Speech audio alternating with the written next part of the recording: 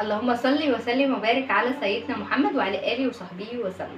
ازيكم عاملين ايه؟ رب تكونوا بخير، وحشتوني جدا جدا جدا. النهارده جايه لكم فيديو جديد. انزلوا حالا حطوا لايك للفيديو ده واشتركوا في القناه لو لسه مش مشتركه، ويلا بينا نبدا الفيديو بتاع النهارده. هنعمل روتين في المطبخ وهنعمل غدا. يلا بينا نبدا الفيديو على طول. الفيديو اللي فات كان روتين حلو قوي، شكرا جدا على اللايكات اللي انتوا حطيتوها، واي حاجه عايزينها اكتبوا لي تحت في الكومنتات. بحبكم قوي. يلا بينا نبدا الفيديو بتاعنا. اللهم صل وسلم وبارك على سيدنا محمد وعلى آله وصحبه وسلم. ازيكم عاملين ايه؟ يا رب تكونوا بخير، وحشتوني جدا جدا جدا. النهارده جاي لكم فيديو جديد. انزلوا حالا حطوا لايك للفيديو ده واشتركوا في القناه لو لسه مش مشتركه، ويلا بينا نبدا الفيديو. زي ما قلت لكم في بدايه الفيديو، النهارده الروتين بتاعنا في المطبخ. انا دخلت المطبخ كده علشان اعمل غدا لولادي. اليوم ده كان هما اجازة من الحضانة، فقلت ان انا ادخل بقى اجهز لهم بقى الغدا واظبط لهم الدنيا. مهند وكنزي كانوا كل شوية بيقولوا لي عايزين كريب، فهما بيحبوا الكريب جدا وبيحبوا البيتزا وبيحبوا الكشري، علشان انا تقريبا اللي عودتهم على كده. يمكن دي الاكلات المفضلة بالنسبة لي، حتى لما احنا بنخرج فتقريبا كل الخروجات بتاعتنا يا كريب يا بيتزا يا كشري، الحاجات دي. المهم، كمان انتوا عشان عارفين مهند عنده نسبة توحد، فربنا يشفيه كده يا رب ويعافيه ويبقى كويس. ف مش بياكل اي نوع من الخضار خالص يا جماعة، يعني مش بياكل طماطم، مش بياكل خيار، مش بياكل فلفل، مش بياكل اي نوع فاكهة.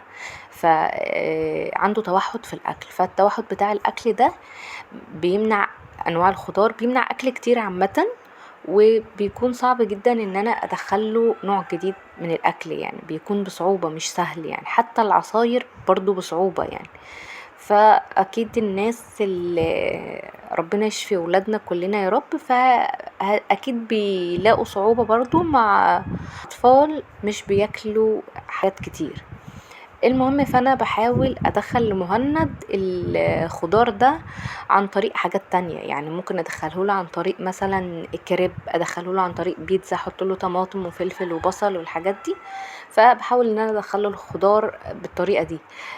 بالنسبة للفاكهة، فانا بحاول ان انا ادخله الفاكهة عن طريق العصير يعني، بس برضو الموضوع مش سهل، هو مش بيرضى يشرب اي عصير.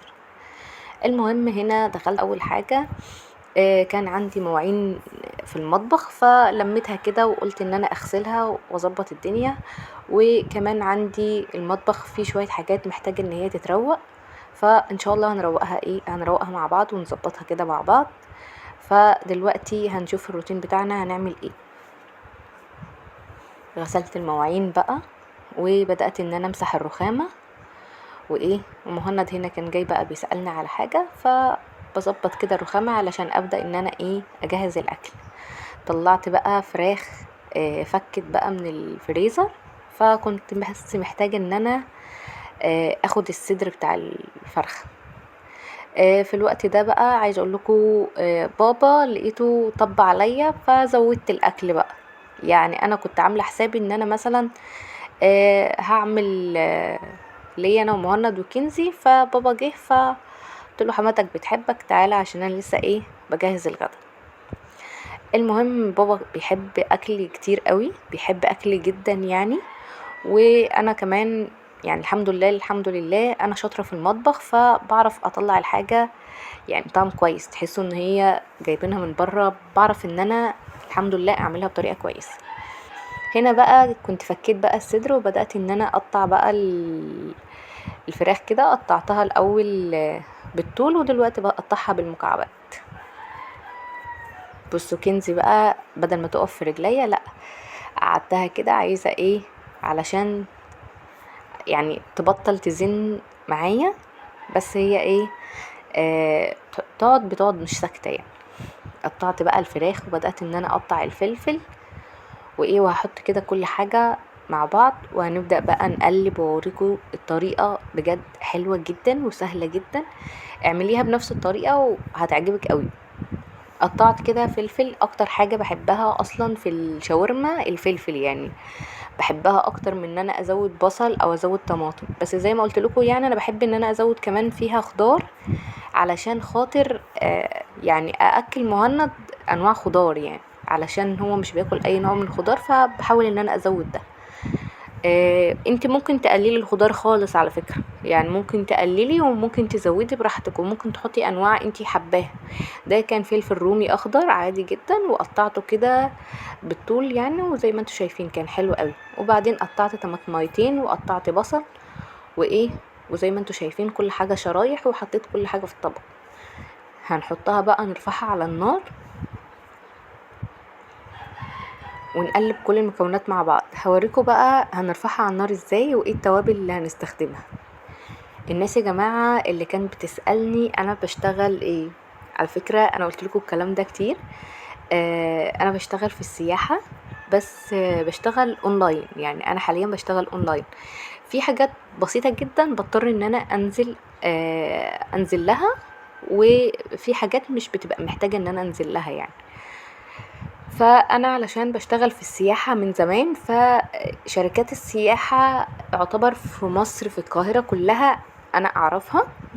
فلما بحتاج ان انا اي حاجة، ان انا مثلا اروح الشركة احجز لعميل، اخلص ورق معين، اخلص حاجات معينة، الشركات كلها اقدر ان انا اروحها، يعني اي شركة اقدر اروح اخلص فيها الشغل بتاعي اللي انا محتاجة ان انا اخلصه.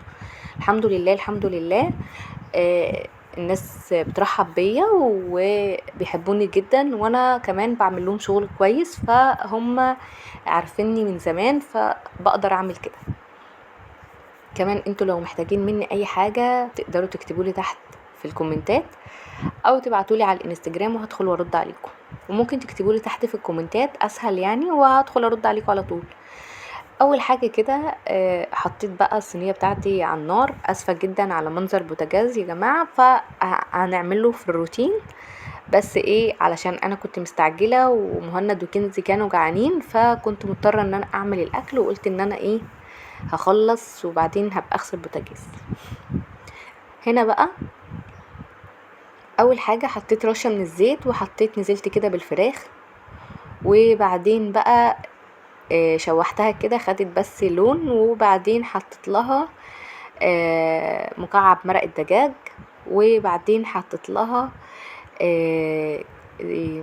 لها كزبرة وفلفل اسمر وملح، وحطيت لها كمان بابريكا. ممكن تحط كاري، انا حطيت البابريكا بس عشان تديها لون، يعني انا حطيت بس البابريكا تديها لون، بس للاسف يعني هي زادت مني شويه.